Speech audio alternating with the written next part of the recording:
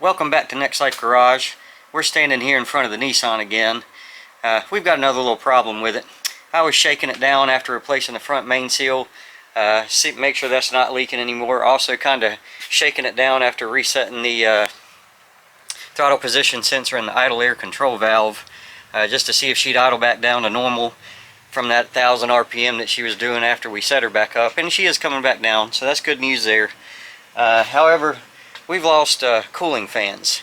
You know, in the spirit of just getting things done, when I put the turbo on this thing, I just stuck the fans on an existing switch and some existing wiring that I had in the car from a project I did on it years ago. I put a hydrogen generator on it just to see if that'd help out with fuel mileage, but I don't think it really did any good. But it was a temporary setup, and I used the existing wiring and switch, no relay. And I know, you know, you should use a relay when you got high draw amperage devices. So today I'm going to be putting in a relay to a new switch on the dash. We are eventually going to put a thermostat switch on here so that it come on automatically when the engine gets hot. But basically right now we just switch it on and off on the dashboard.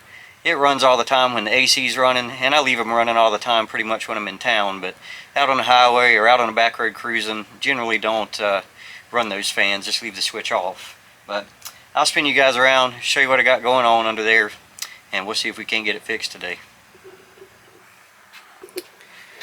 Electric fans here on the back of the Kool-Aid pitcher, just wired in straight off of the alternator down there. You see a little wire going in, grounded up here on the wheel well.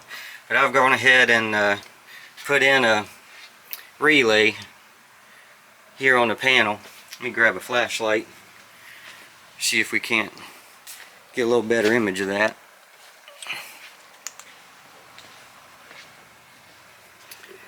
We put us a little relay right there on the sidewall, and we're going to hook some power directly up to it, ground, and we're going to wire the relay to a switch just like it was, except we're going to be pulling all of our amp draw through that 40 amp relay instead of through our 25 amp switch. So I'm going to get to work on this thing, see if we can't get these fans working again, so that maybe we can get out there and start tuning on the 12-pound wastegate. Not a good idea to go out tuning on this thing without proper cooling. So we're going to get that addressed today so that maybe we can get out and start tuning on it. Alright, this little quick job's wrapped up. You can see the relay in there, all the little wires hooked up to it. Got two hot wires, one on each side. One's in from the new power source that we just tapped into our block right here. Probably put a fuse on that later, probably 40 amp to match the relay. But for now we're just running it like it is, because I like living on the edge, taking chances. Yeah, we'll burn the car down probably, but we'll keep a nose out for some hot electricals. But on a 30 amp fan and a 40 amp relay, we shouldn't run into any issues with that stuff. Ground's hooked up right there with the rest of the grounds for everything else. We'll go take a look inside the car at the switch. Our switch is right here on the dashboard, just a simple on-off. Got a little light on it to indicate that it's on.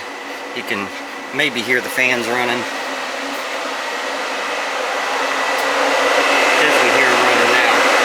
They're actually turning a lot faster than they were on that 20 amp, 25 amp switch. So that's going to give us a little extra cooling capacity.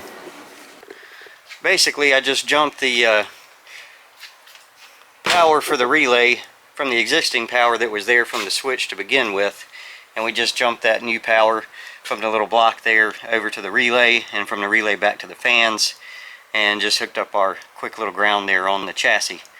Till next time, don't take no wooden nickels, and be good. Somebody's got to.